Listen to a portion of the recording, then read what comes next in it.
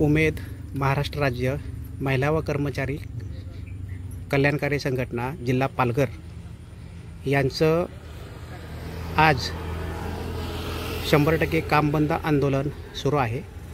84 लाख ग्रामीण कुटुंबासाठी हे लोक काम करतात आणि आपण बघतोय की या आंदोलनामध्ये हे लोक सहभागी झालेले आहेत। जय उमेद, जय जय उमेद, जय उमेद, जय जय उमेद, जय उमेद, जय जय उमेद। कायम करा, कायम करा, उमेद विभाग कायम करा। कायम करा, कायम करा, उमेद कंत्राटी कर्मचारी सेवा कायम करा।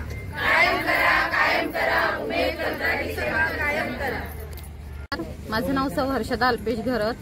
मी उमेद महाराष्ट्र राज्य महिला व कर्मचारी कल्याणकारी संघटना या संघटनेची मध्ये सदस्य आहे आणि गावामध्ये उमेद अंतर्गत CRP म्हणून 2013 पासून कार्यरत आहे।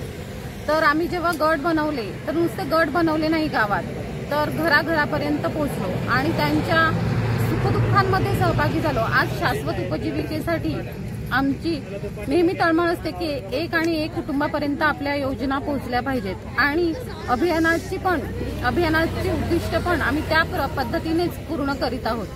तसेच शासनाचा पण आमच्यावर एवढा विश्वास आहे की प्रत्येक येणाऱ्या शासकीय योजना किंवा कोणतेही ऑनलाईन काम असो, GPDP असो, लोकस, VPRP ही सर्व कामं शासनाने अभियानाला दिलेली आहेत आणि असाच हा उमेद अभियान कायम करावा ही अशी आमची एकमेव मागणी आहे की जी आमची मुख्य प्रमुख मागणी आहे।